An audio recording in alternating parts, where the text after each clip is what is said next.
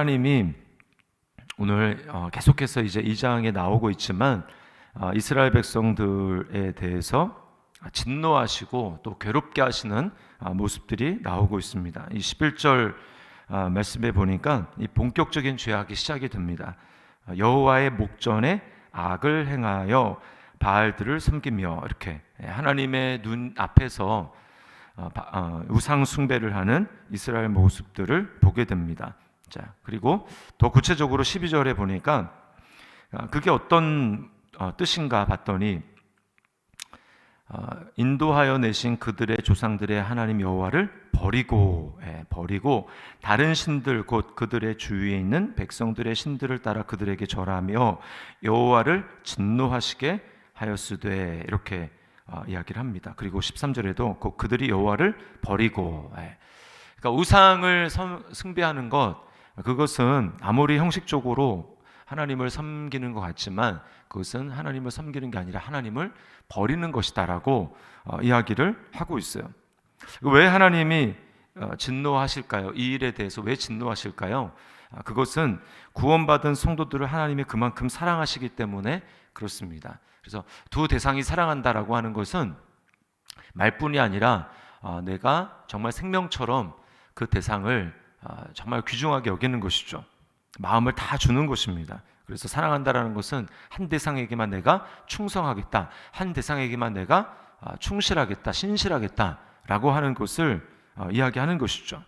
근데 진노는 왜 그렇습니까? 그것이 깨어지니까 내가 그렇게 마음을 전부 준 그리고 충성하는 그 대상이 마음을 돌이켜서 다른 대상을 사랑하게 될 때 진노는 자연스럽게 나타나는 감정입니다. 대상을 사랑하면 사랑할수록 그 진노와 분노의 감정은 그만큼 커지는 것이죠. 자, 이스라엘에게 하나님은 어떤 존재입니까? 아모스 선지자 그 아모스서를 보면은 이런 말이 있어요. 내가 땅의 모든 족속 가운데 너희만을 알았나니. 하나님이 온 땅에 있는 여러 족속들이 있지만 그 중에 딱 하나, 이스라엘 민족만을 알았다. 이 말은 뭐냐면 이스라엘 민족을 택해서 거기에 모든 하나님의 사랑을 쏟아붓고 하나님이 그들을 위해서 모든 것을 하셨다라는 것입니다. 그게 내가 너희만 알았다, 너희만 알았다, 이렇게 말씀하죠. 그만큼 하나님이 모든 것을 다 걸고 사랑하셨어요. 하나님이 이스라엘 백성들을 지금 이제 가나안 땅에 들어온 지 얼마 되지 않았잖아요. 가나안 땅에 딱 들어오기 위해서 하나님이 약속의 땅을 주시고 그 안에서 하나님의 나라를 만들어가기 위해서 하나님이 언제부터 역사하셨습니까? 지금 우리가 사사기지만 창세기부터 하나님이 역사하신 거예요. 창세기부터.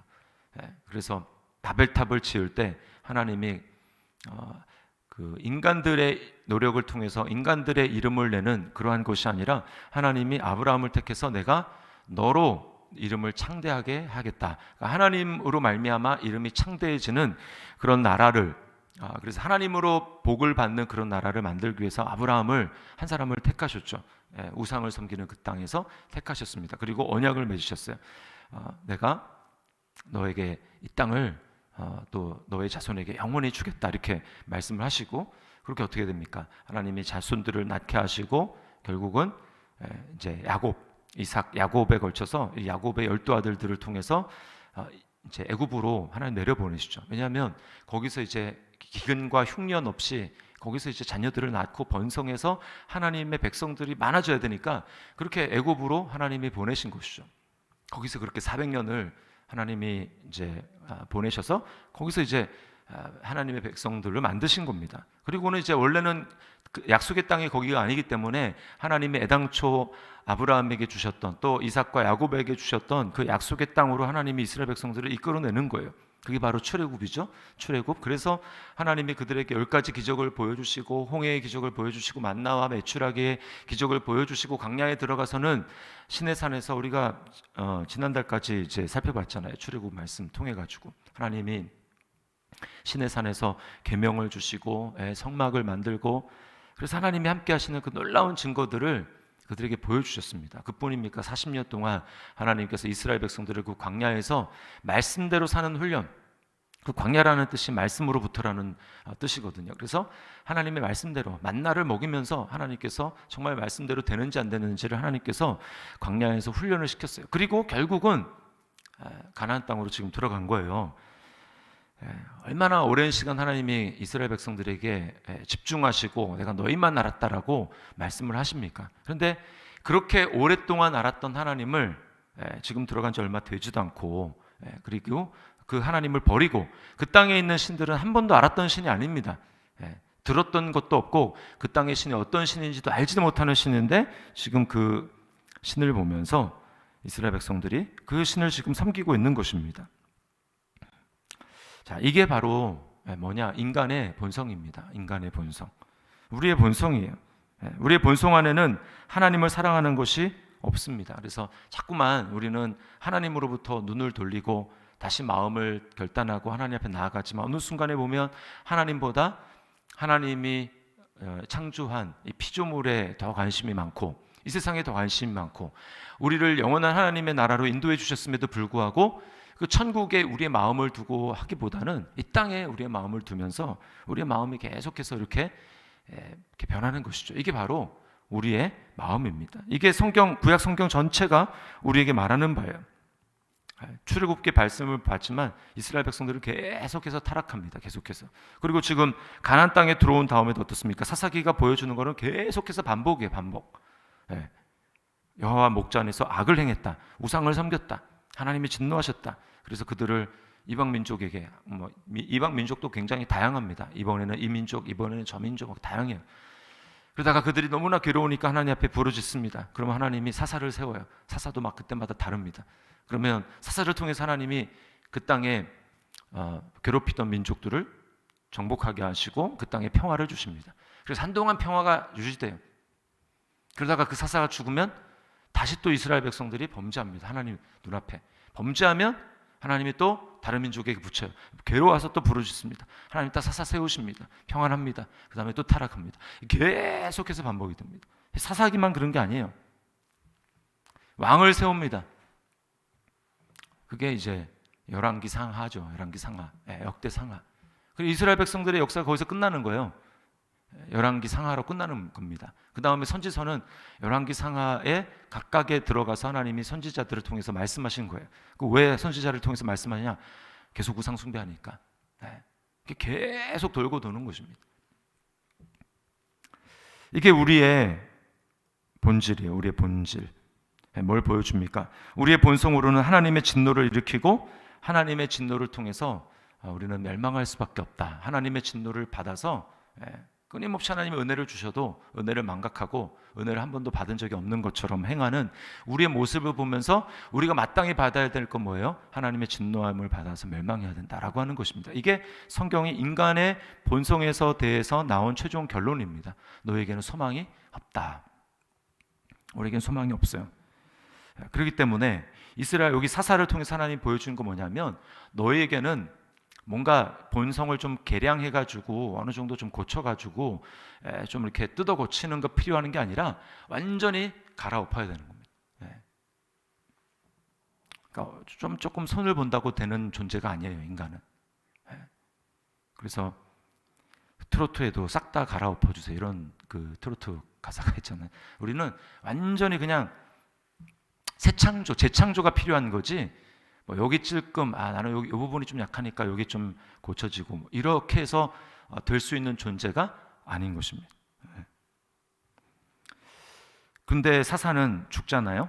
사사가 살아있는 날 동안에 여호수아가 살아있는 동안에 이스라엘 백성이 하나님을 섬겼는데 죽으면 또 타락합니다. 그래서 이 땅 가운데 오신 분이 바로 예수 그리스도입니다. 예수 그리스도. 자, 우리는 예수님을 항상 이 하나님으로만 생각하고 그렇게 하는데 예수님은 하나님도 되시지만 첫 번째 하나님 나라의 완벽한 백성이기도 하십니다. 예수님은. 그래서 예수님이 이 땅에 오셔서 하나님이시지만 사람으로 이 땅에 오신 이유는 우리 편에 서서 우리가 마땅히 하나님께 인간으로서 아담에게 하나님이 명령하신 것처럼 이 선악을 알게 하는 나무의 열매는 절대로 먹지 말아라 라고 하신 그 명령을 완전히 순종하기 위해서 인간의 대표로 또 이스라엘의 대표로 예수님은 이 땅을 사신 거예요. 그래서 우리가 마땅히 살아야 하지만 살지 못했던 삶을 주님은 완벽하게 살아내시고 우리가 마땅히 하나님께 순종해야 되지만 불순종한 그 삶을 주님께서는 완벽하게 순종의 삶을 살아내시고, 그리고 우리가 하나님을 마땅히 사랑해야 되지만 사랑하지 못하고 우상을 숭배하고 세상을 사랑하는 그런 모습 속에서 예수님은 우리가 살아야 될, 하나님께 드려야 될 마땅한 충성과 마땅한 헌신과 마땅한 사랑을 하나님 앞에 온전하게 드리신 분이 바로 예수님입니다. 그리고 그렇게 하면 하나님으로부터 사랑을 받아야 되잖아요. 그래서 하나님이 이 땅에 존재했던 모든 인간 중에서 유일하게 예수님만 자신이 행한 그 행위대로 하나님 앞에 사랑을 받으신 분입니다. 그래서 예수님을 보고 하나님은 이는 내 사랑하는 아들이요 내 기뻐하는 자다, 이렇게 말씀을 하셨죠. 그러나 그 결과는 하나님의 진노를 받아서 십자가에서 죽는 삶이었어요. 그게 바로 사실은 우리의 모습이죠. 우리가 그렇게 돼야 되는데 주님이 대신 우리를 위해서 그렇게 죽으셨습니다. 그래서 우리가 그 주님을 믿는다, 예수님을 믿는다라고 할 때 예수님은 어떻습니까? 우리에게 새로운 마음을 창조하십니다. 우리 속에 들어오셔서 성령을 부어주신다. 이 말은 우리에게 없었던 새로운 마음이 일어난다라는 거예요. 그래서 예수님이 순종하셨던 순종의 영, 예수님이 하나님 앞에 헌신하셨던 그 헌신의 영, 예수님이 하나님 앞에 사랑하셨던 그 사랑의 영을 우리에게 부어주셔서 예전에는 없던 마음이 우리에게 생겨서, 그것은 예수님의 마음입니다. 생겨서 우리가 때때로 우리가 넘어질 때도 있고 하지만 다시금 우리가 말씀을 통해서 하나님 앞에 나아갈 때 우리 안에 성령께서 끊임없이 우리로 하여금 예수님을 바라보게 하시고 예수님을 사랑하게 하시고 그 길로 우리를 이끌어 가시는 거예요. 우리는 그래서 더 이상 예수 믿기 이전의 삶과는 전혀 다른 삶을 살아가는 것입니다. 우리는 새로운 마음이 바뀐 거예요. 이게 바로 우리가 지난주에 또 이번 주 외우고 있는 말씀입니다. 중심 되신 그리스도, 그리스도 안에 있으면 새로운 피조물이 된 거고요. 그리고 또 내가 그리스도와 함께 십자가에 못 박혔나니 그런즉 이제는 내가 사는 것이 아니요 내 안에 그리스도께서 사시는 것이다, 이렇게 말씀하는, 우리는 새로운 피조물이 된 것입니다. 새로운 마음을 받은 거예요. 그러므로 우리가 이 사사기 말씀을 보면서, 오늘 이 말씀을 보면서 우리가 또 깨달아야 될 것은 무엇입니까?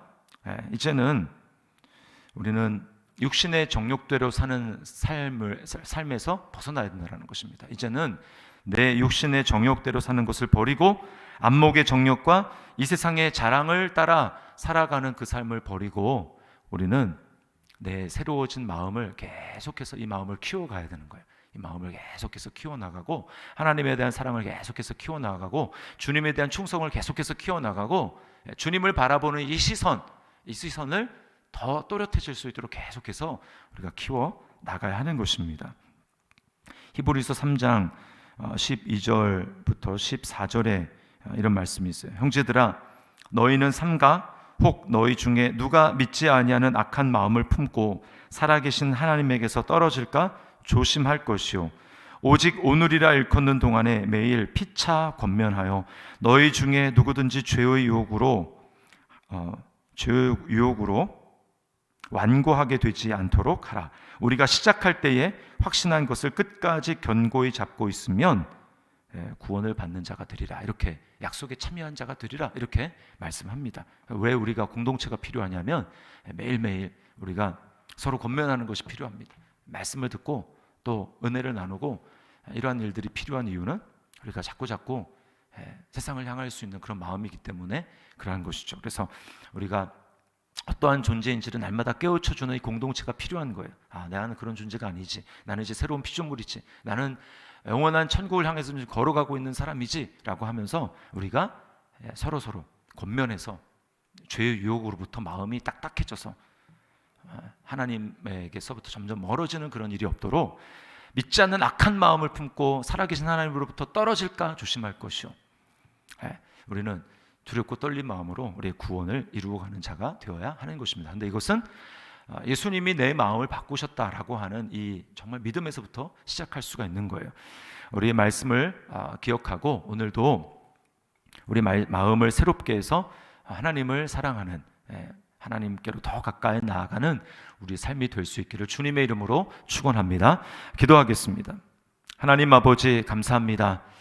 오늘 말씀을 통해서 다시 한번 우리에게는 전혀 소망이 없다라는 것을 깨닫게 됩니다. 우리의 본성상으로는 하나님을 사랑할 수 없고 하나님을 충성할 수 없고 하나님께 헌신할 수 없는 정말 그렇게 연약한 자가 바로 우리이기 때문에, 할 수 없기 때문에, 소망이 없기 때문에 주님이 이 땅 가운데 오셔서 우리가 살아야 될 삶을 완성하시고, 주님 우리에게 그 삶을 정말 선물해 주시고 우리에게 구원을 이루어 주시고, 뿐만 아니라 우리 안에 예수 그리스도의 영을 부어 주셔서 완전히 새로운 존재로 우리를 빚어주심에 감사합니다. 날마다 그것을 기억하게 도와주시옵소서. 아버지, 공동체에서 우리가 서로 피차 권면함으로 말미암아 우리가 어떠한 존재인지를 기억하며 세상을 향해 걸어가는 존재가 아니라 날마다 하나님께로 한 걸음 한 걸음 더 가까이 나아가는 우리의 삶이 될 수 있도록 인도하여 주시옵소서. 주님, 오늘도 우리와 함께 하시고 은혜의 보좌 앞에 믿음으로 나아갈 때 주님, 우리를 품에 안아주시고 위로하시고 하늘의 소망으로 충만케 하여 주실 줄 믿고 감사드리며 예수님의 이름으로 기도드리옵나이다. 아멘.